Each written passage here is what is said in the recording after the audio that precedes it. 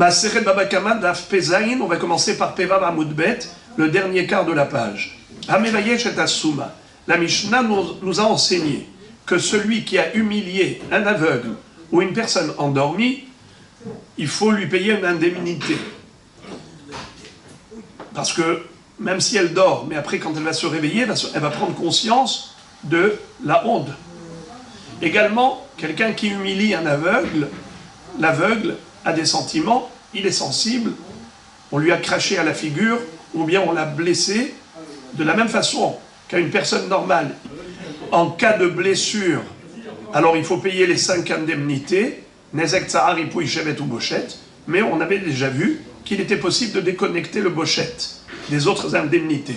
Comme par exemple, cracher à la figure de quelqu'un, eh bien, même s'il n'y a pas eu de blessure, mais il y a eu humiliation, et même pour cela, il faut payer une indemnité de Bochet.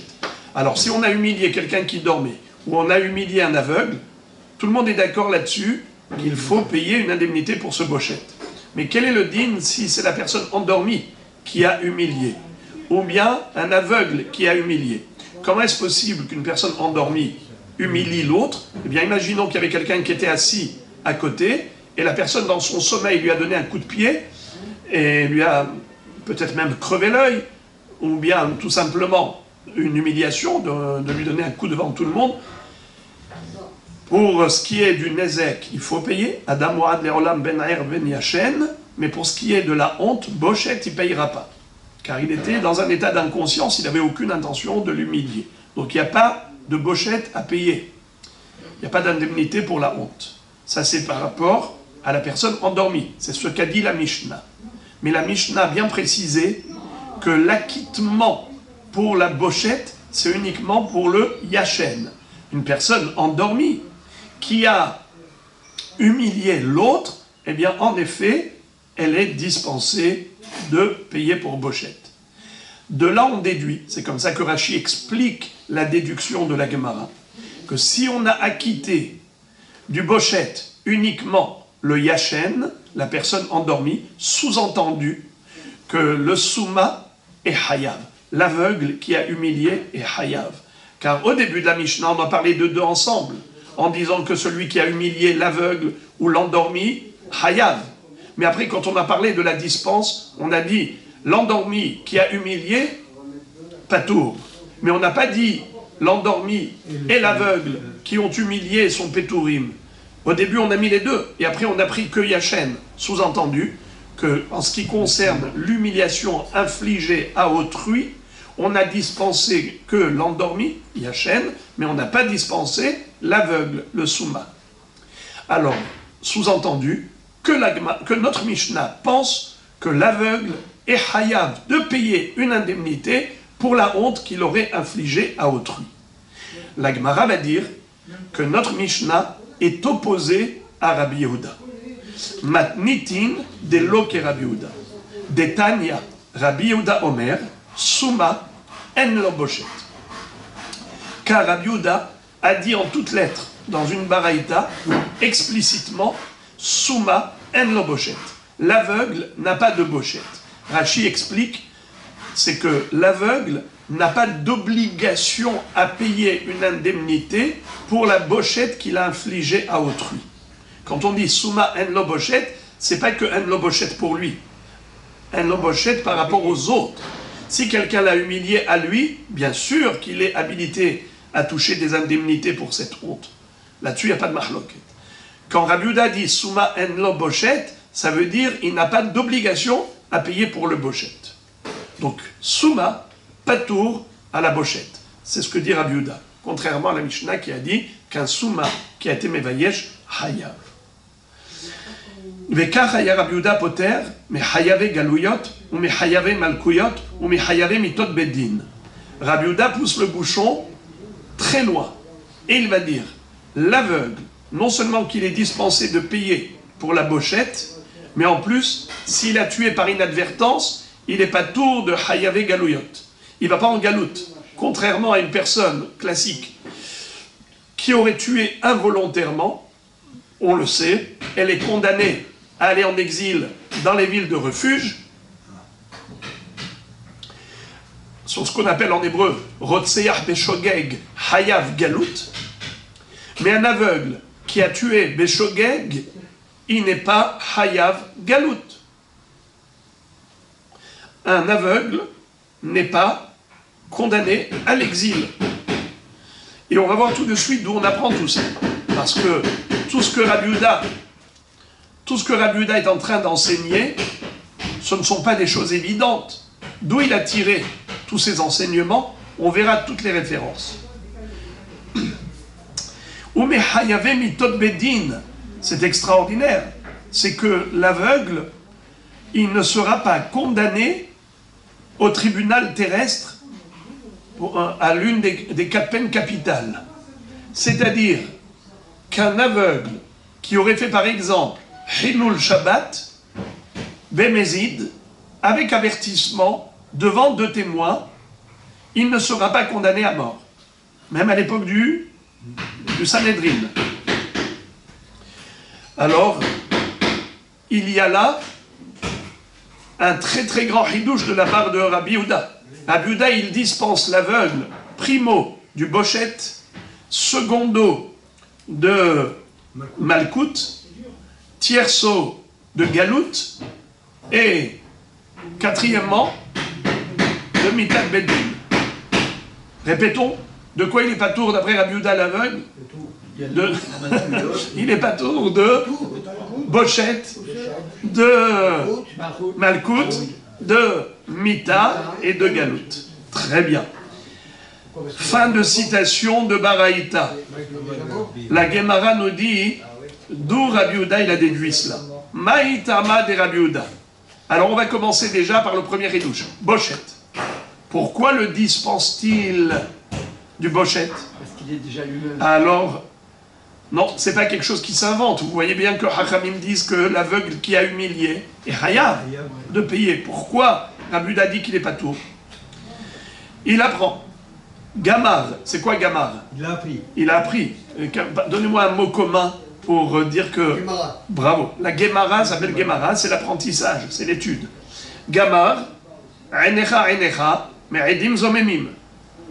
Il a déduit par la Gezerah Shava. Il est écrit le mot Enecha à propos des Edim Zomemim. Il est écrit le mot Enecha à propos de la honte. De la même façon qu'il est écrit Enecha dans Edim Zomemim, et là-bas c'est forcément Mahatam Sumin Lo, Afacha Sumin Lo. Où est-ce qu'on retrouve le mot Enecha?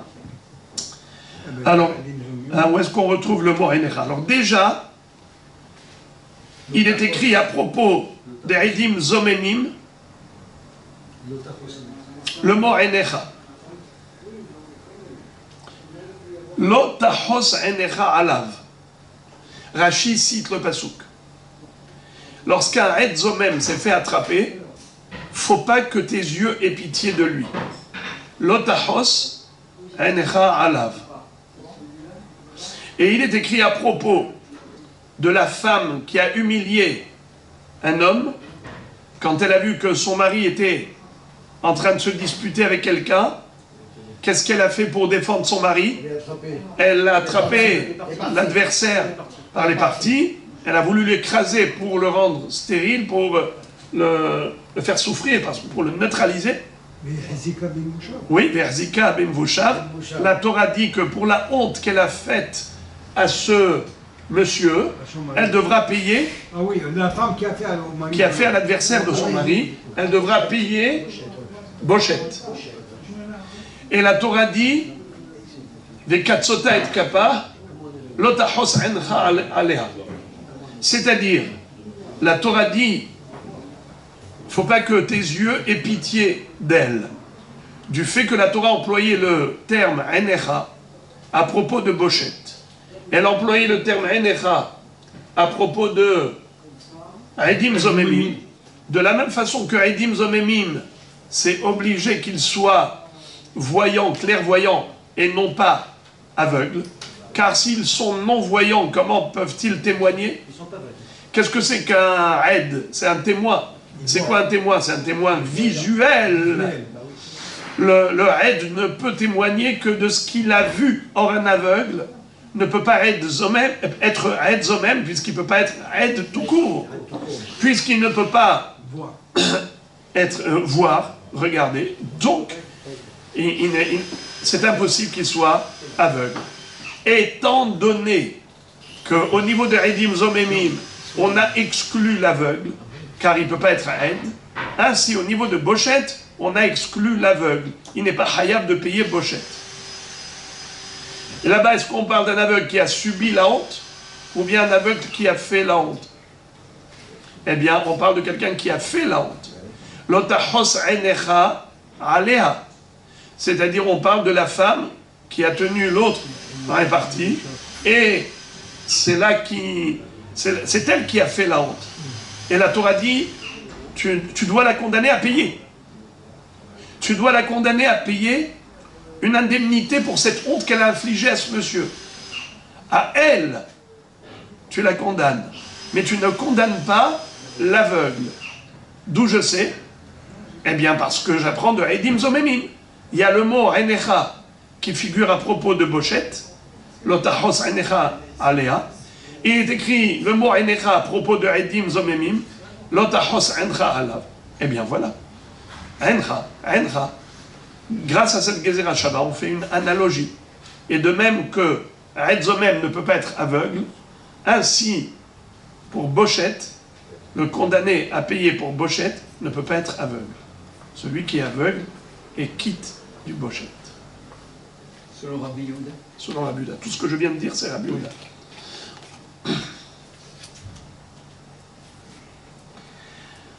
La Gemara dit Umechayve Galouyot. D'où savait-il Rabbi Yehuda qu'un aveugle est patour de galout? Même s'il a tué involontairement, il ne sera pas condamné à aller en exil dans les villes de refuge pour expier sa faute d'avoir tué involontairement. Pourquoi l'aveugle est dispensé selon Rabbi Yehuda? Il apprend et le déduit d'un pasouk. Mais Rabbi Meir va dire le contraire. Detania, beloreot, prat les souma, dit vrai Rabbi Yehuda. Rabbi Meir Omer, les rabot et assouma. C'est-à-dire, dans la Torah, il est écrit, à propos de l'homme qui a tué son prochain sans faire exprès. Je vous lis le passouk, vous l'avez dans la colonne droite. O bechol even asher yamut bah beloreot vayapel ala vayamot vehu lo oyev lo velo mevakesh ra'ato. Traduction. S'il a tué son prochain avec une pierre sans l'avoir vu, et il a fait tomber sur lui, et il a tué alors qu'il n'était pas son ennemi, il ne cherchait pas son mal, c'est lui qui ira en ville de refuge. Alors, Moraï Verabotaï, la Torah dit Beloreot, sans l'avoir vu. De là, on apprend qu'il pouvait voir. Mais si c'était quelqu'un qui ne pouvait pas voir, il est patour. Beloreot, Rachidi, Beloreot, il ne l'a pas vu. Mashma sheuro e bemakom acher. Des kanaya Beloreot. Ça veut dire qu'en général, il a la vue.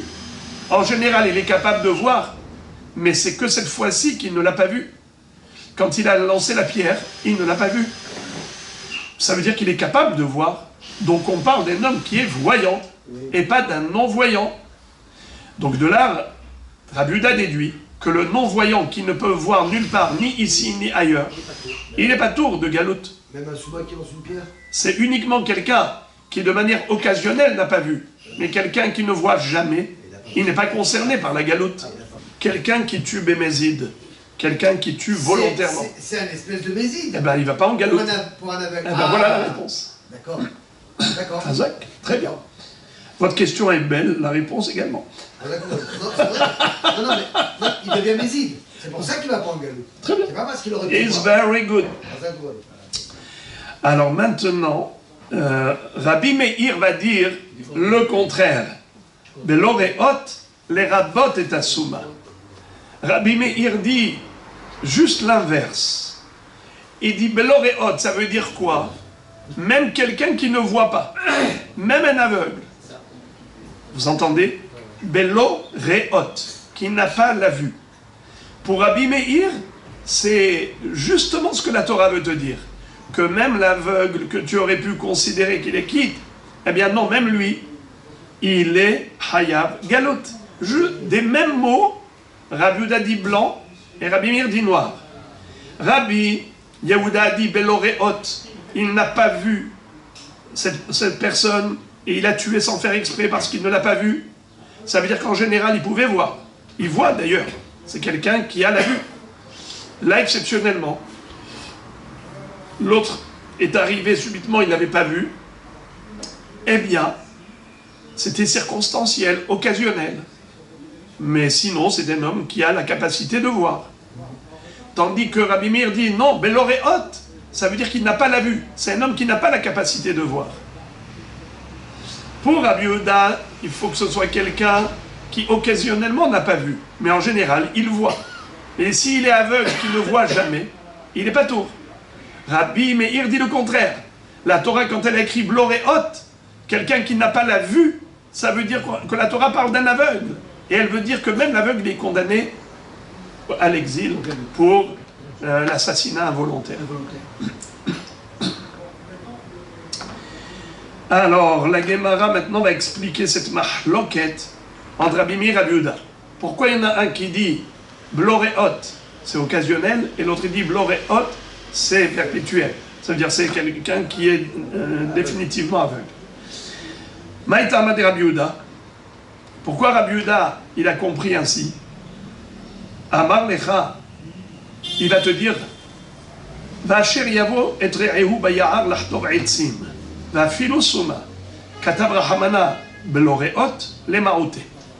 C'est-à-dire, la Torah, si elle voulait inclure l'aveugle dans la condamnation à l'exil, elle n'avait pas besoin d'écrire Bello re'ot. En écrivant tout simplement une personne qui a tué l'autre involontairement doit aller en exil, eh bien automatiquement ça inclut l'aveugle. Pourquoi veux-tu que je fasse une distinction? Pourquoi tu veux que j'établisse un distinguo entre un homme normal et l'aveugle? Il n'y a pas de raison. Si la Torah voulait condamner l'aveugle, elle aurait dit tout homme qui a tué involontairement Hayav Galut. Pourquoi elle a rajouté les mots Bello re'ot et qui ne voit pas, qui n'a pas vu, pardon. Il n'a pas vu. Pourquoi elle dit il n'a pas vu? C'est pour faire justement allusion que Davka, quelqu'un qui est capable de voir, qui a la vue, et cette fois-ci, il ne l'a pas vu. On parle de quelqu'un qui voit, mais qui cette fois-ci n'a pas vu. Car si elle voulait dire que l'aveugle est totalement exclu, si elle voulait dire que l'aveugle est inclus, comme dit Rabbi Meir, dans la condamnation, eh bien elle n'avait même pas besoin d'en parler. N'en parle pas. Dit de manière générale, tout homme qui tue, il est Hayab. Et automatiquement, j'inclus l'aveugle. Si elle a écrit Bello re'ot, c'est pour exclure l'aveugle. Répétons. Maïtama de Rabbi Yehuda, Amar lecha. Rabbi Yehuda va te dire Va'asher yavo et re'ehu baya'ar lachtov etzim, va'afilu suma. C'est-à-dire, il y a un passouk dans la Torah qui décrit un crime involontaire causé par inadvertance. Si la Torah voulait inclure l'aveugle dans la condamnation à l'exil, eh bien, elle aurait pu se suffire de ce passouk. Elle a déjà écrit celui qui est allé en forêt et il a tué par inadvertance. Dadadi dadada, Hayab Galut. C'est tout. Pourquoi elle a besoin d'écrire encore un autre passouk? Bello re'ot. Il ne l'a pas vu. Pourquoi elle a besoin de rajouter ces mots? Il ne l'a pas vu. C'est pour dire que cette fois-ci, il ne l'a pas vu. Mais en général, il voit. Mais si c'était un aveugle, si c'était un aveugle,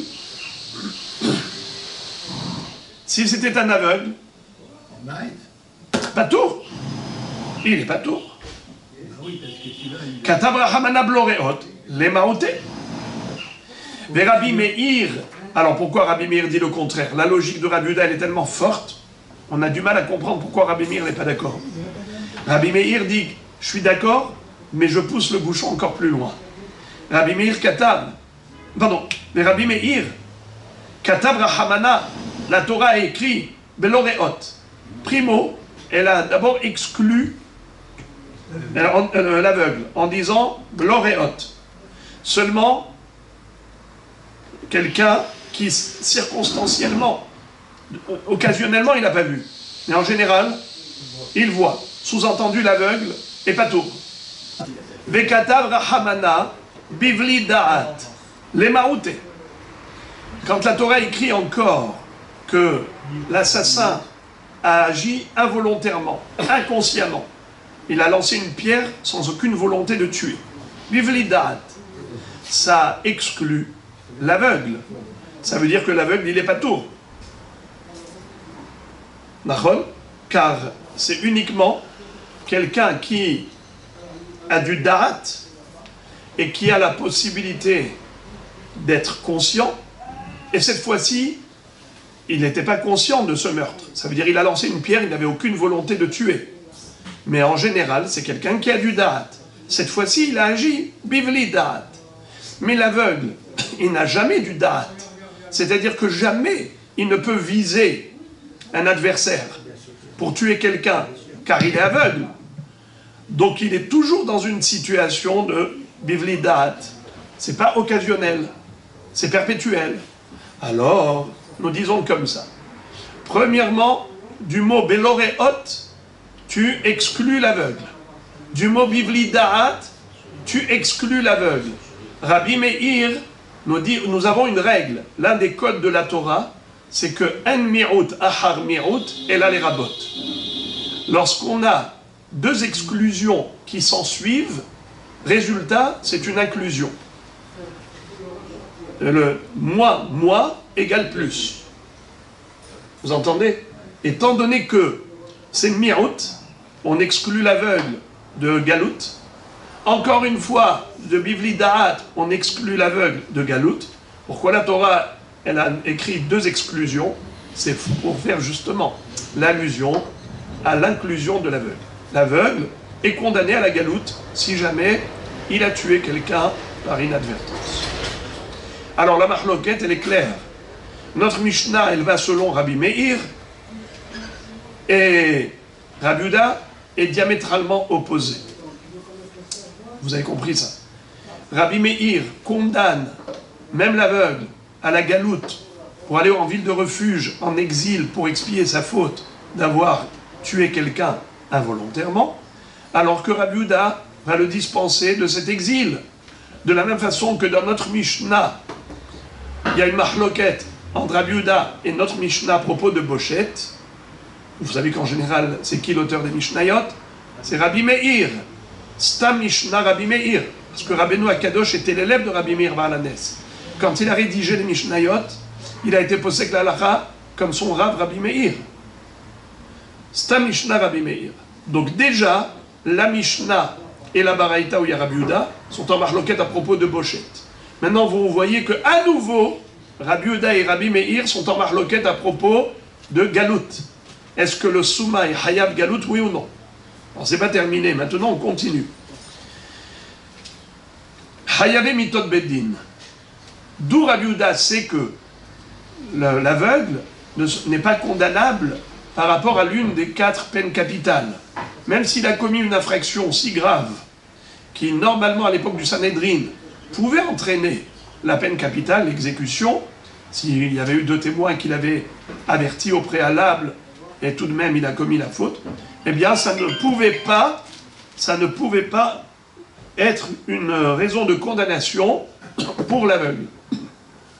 C'est-à-dire que le Souma ne peut pas être Hayav Mita selon Rabbi Yehuda. Et la Gemara trouve la référence par une Gzera Shava. Hayave Mitot Bedin, Atia Rotseach Rotseach, mais Hayave Galouyot. D'où sait-on que un aveugle qui a tué volontairement, ou bien même s'il a fait Chilul Shabbat, il n'est pas passible de la peine capitale. D'où on apprend, eh bien c'est par Gezerah Shava. Le même mot figure à propos de Galout et à propos de Hayav Mitat Bedin. Rotseach Beshogeg, eh bien il est écrit le mot Rotseach, comme il est écrit l'Anus Shama Rotseach, l'assassin involontaire qui va fuir vers les villes de refuge. Le même mot Rotseach figure à propos d'un assassin volontaire, comme il est écrit Velotikru, Kofer le Nefesh Rotseach. De même qu'un assassin involontaire est patour de Galout, ainsi un assassin volontaire est patour de peine capitale s'il est aveugle. Une personne qui est voyante, elle est condamnable soit à la Galout, soit à Mitat Beddin, mais une personne aveugle, de même qu'elle est patour de Galout, ainsi elle est patour de Mitat Beddin. Maintenant, Hayave Malkouyot. D'où Rabbi Yehuda déduit la dispense de Malkout pour un aveugle. Atia Racha, Hayave Mitot Beddin. Encore une fois, c'est par Gezer Hashava. Le même mot figure dans deux thèmes. Dans le thème Malkout, on retrouve le mot Racha. Dans le thème Mitat Beddin, on retrouve le mot Racha. C'est ce qui permet de créer un vase communicant et faire une analogie. De la même façon qu'il est patour de Mitat Beddin, comme on vient de le voir, ainsi il sera patour de Malkout. Où est-ce qu'on retrouve le mot Racha à propos de l'assassin volontaire? Il est écrit, on l'a déjà vu, Velot ikru kofer benefesh rotzeach asher hu racha lamut. Asher hu racha lamut. Et où est-ce qu'on retrouve le mot Racha à propos de Malkout? Vehaya im bin hakot haracha. Vehaya im bin hakot haracha. Donc le mot Racha qui figure dans les deux thèmes, c'est pour faire une analogie, une comparaison Gzera Shava. Comme un aveugle est patour de Mitat Beddin, ainsi il est patour de Malkout. Voilà donc d'où Rabbi Yehuda a déduit les 4 halachot. Que l'aveugle est patour de Bochette, patour de Malkout, patour de Mitat Beddin, patour de Galout. La Gemara continue avec ce sujet, en disant Tanya Idach, Rabbi Yehuda Omer, Souma en lo Bochette. Un souma, un aveugle, qui a humilié son prochain, il est dispensé de payer une indemnité pour cela. Alors maintenant, Rabbi Yehuda, il dit carrément, pas seulement qu'il n'est pas tour de Bochette, mais il n'est pas tour de toutes les condamnations d'ordre pécuniaire. C'est-à-dire que l'aveugle, il n'est pas concerné par les lois juridique. Ni il est condamnable, ni il peut poursuivre les autres en justice. Je répète, ni il est condamné, ni il peut condamner les autres. En tout cas, c'est sûr que lui, il n'est pas condamnable, selon Rabbi Yehuda.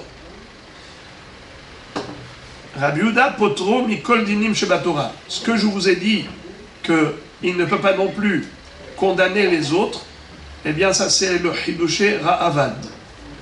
Et même le Tosfot Arosh le dit, c'est-à-dire qu'un aveugle n'est pas concerné par les lois juridiques, ni peut poursuivre les autres en justice, ni n'est poursuivi en justice. Maïtama de Rabbi Yehuda. D'où Rabbi Yehuda a déduit cela, que l'aveugle n'est pas concerné par les lois juridiques. Amarkra, Veshaftu ha'eda, ben amakke, ou ben goel adam, ala mishpatim ha'ele, kol sheyeshno bemakke, ou begoel adam, yeshno bamishpatim, kol sheyeno bemakke, ou begoel adam, eno bemishpatim. C'est-à-dire, d'où Rabbi Yehuda déduit que l'aveugle n'est pas concerné par les mishpatim, les lois juridiques. C'est parce qu'il y a un pasouk qui traite de l'assassin involontaire. Le pasouk dit la chose suivante: Veshaftu ha'eda, ben amakke ou ben goel adam, ala mishpatim ha'ele. C'est-à-dire que les dayanim doivent juger et traiter le cas d'un crime involontaire. Il y a d'une part le maquet. Comment vous traduisez le maquet? Qui veut traduire le mot maquet? Le frappeur, c'est qui? C'est l'assassin involontaire. Et c'est quoi le Goël Adam, le vengeur de sang? C'est le proche parent de l'assassiné, qui veut tuer l'assassin involontaire. Or, il va y avoir le tribunal qui va s'insérer comme médiateur pour empêcher le Goël Adam de le tuer quand il est dans une ville de refuge. Il ne pourra le tuer que s'il a quitté la ville de refuge. Alors, Veshaftu Ha'eda. C'est qui Ha'eda? Les Dayanim, le Beddin. Veshaftu, ils jugeront. Ben Amaké ou Ben Goël Adam. Ils vont traiter le litige qu'il y a entre l'assassin, le Maké, et le Goël Adam, le vengeur. À la Mishpatim Aele. C'est ça ce qui nous intéresse. C'est le mot Mishpatim. C'est loi juridique. C'est-à-dire, ici, on parle de loi de crime, mais la Torah a employé le terme Mishpatim, ce qui fait allusion aux lois juridiques. Ve'ele Mishpatim. Alors, on te dit, de la même façon que l'aveugle est dispensé de Maké et de Goël Adam, qui peut me rappeler c'est quoi Maké? Tueur. Goël Adam, vengeur de sang. Alors, Rachid dit Kol she'eno b'maké, ve'suma apikte midin mitat bedin. Le mot Maké,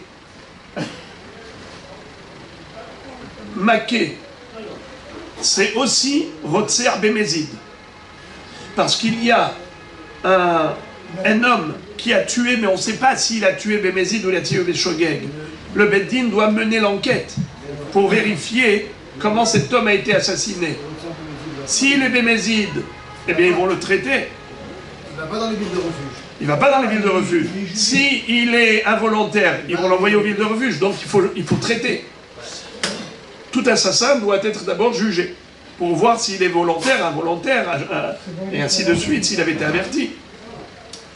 Alors Rachid dit, Maké, c'est l'assassin volontaire. On a déjà dit que l'aveugle ne peut pas être condamné, même s'il a assassiné volontairement. Il a pris un couteau, il a tué quelqu'un, il ne subira pas la peine capitale. Il n'est pas condamné au tribunal, d'après Rabbi Yehuda. Il n'est pas tour de Haïvé Mitot Beddin. Puisque l'aveugle ne peut pas être condamné à Mitat Beddin, et il ne peut pas non plus être condamné aux lois juridiques, par les lois juridiques, les Mishpatim. Car dans ce passouk il est écrit Veshaftu Ha'eda ben Amaké ou ben Goël Adam ala Mishpatim ha'ele. Celui qui est condamnable en tant que Maké, celui qui est concerné par le din de Galout, où il y a l'histoire du Goël Adam, est concerné par les Mishpatim. Celui qui n'est pas concerné ni par un Maké, ni par Goël Adam, n'est pas concerné par Mishpatim. Donc l'aveugle, qui selon Rabbi Yehuda est dispensé de Mitat Beddin et de Galout, il est aussi dispensé de Mishpatim. Tanya Idar. Encore une autre baraïta. Rabbi Yehuda Omer. Rabbi Yehuda dit Souma en lo boshet. Un aveugle n'est pas condamné à la honte. Ainsi Rabbi Yehuda le dispensé de toutes les mitzvot à Amorot Batora. N'est-ce pas? Amar Rav Shisha Bere de Rabbi Di, Maïtama de Rabbi Yehuda, Amar Kra, Vele mitzvot HaChukim והמשפטים. כל שישנו במשפטים, ישנו במצוות וחוקים. כל שאינו במשפטים, אינו במצוות וחוקים. C'est-à-dire que Rabbi Yehuda, il pousse le bouchon encore plus loin. Non seulement qu'il a dispensé l'aveugle de Mita, de Galout, de Malkout, des lois juridiques, de Bochet, mais maintenant carrément il dit il est patour de toutes les mitzvot de la Torah, de manière générale. Il est dispensé de toutes les mitzvot. Sur quoi il s'appuie? Eh bien parce qu'il y a encore un autre passouk qui compare les hukim, les mitzvot et les mishpatim. C'est quoi ce passouk? Je vous le lis. Vezot ha-mitzvah, vous l'avez de la colonne gauche. Vezot ha-mitzvah, ha-hukim, ha-mishpatim, asher tzila Hashem Elokechem, lelamed etrem, la'asot ba'aretz, asher atem ovrim shama lerishta. Donc tu vois qu'on a comparé mitzvah, hukim et mishpatim. Pour dire, seul celui qui est concerné par les mishpatim est concerné par la mitzvah et les hukim. celui qui n'est pas concerné par les mishpatim n'est pas concerné par les mitzvot et les hukim.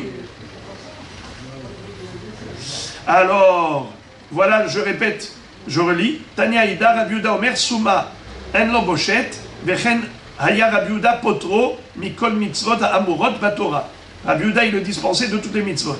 Amar Rav Shisha Bere de Rabbi Di Maïtama de Rabbi Yehuda. Sur quoi s'appuie Rabbi Yehuda pour le dispenser? Amar Kra, sur le passouk suivant. Ve'ele ha-mitzvot, ha-hukim va-mishpatim. En fait, c'est pas Ve'ele ha-mitzvot, c'est Ve'zot ha-mitzvot, ha-hukim va-mishpatim.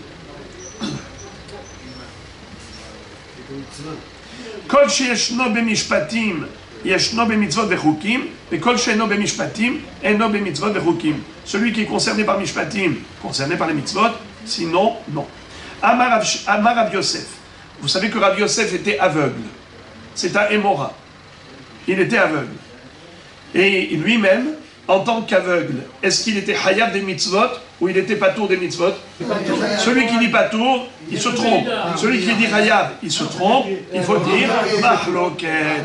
D'après Rabbi Yehuda, il est Patour de toutes les mitzvot. D'après Chachamim, l'aveugle est Hayab de toutes les mitzvot. Alors, Rav Yosef qui était aveugle a dit Meresh, c'est quoi Meresh? Au début, Hava Amina, je disais, au début je disais, Man de Amar Alacha ki Rabbi Yehuda, celui qui me disait que l'Alacha est comme Rabbi Yehuda, de Amar Summa Patur Mina Mitzvot, qui prétend que un aveugle est dispensé, exempté de toutes les mitzvot, Karavitna Yomat Aval et Rabbanan. Alors, j'aurais fait une fête au Hachamim, je leur ai fait une belle réception, une belle cérémonie, j'aurais invité tous les Hachamim pour remercier Hachem. J'aurais fait une Seudat Oda'a. Remercier? Ouais, Seudat Oda'a. Pourquoi? Maïtama, non, écoutez ça. Des lomifakdina ve karavidna mitzvot.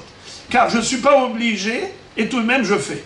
Celui qui me dirait, celui qui va pouvoir me démontrer que c'est Rabbi Yehuda qui a raison, comme quoi les aveugles sont dispensés de toutes les mitzvot, j'aurais fait une fête. Pourquoi j'aurais fait une fête? Tellement je suis heureux. C'est que en tant qu'aveugle, il faisait quand même les mitzvot. Donc il a un sachar dans le Gan Eden de folie. Pourquoi? Parce qu'il est mieux que tous. C'est qu'il est dispensé et malgré tout, il fait. Alors là, son srout, il est énorme.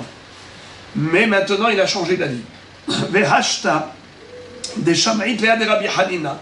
Mais maintenant que j'ai entendu ce qu'a dit Rabbi Hanina,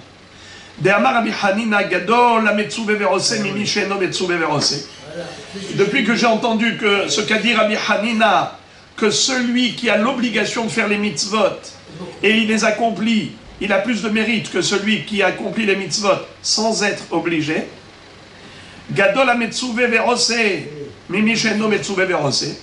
Depuis que j'ai entendu ce qu'a dit Rabbi Hanina, que Gadol ha Metzuve Verose, aidez-moi.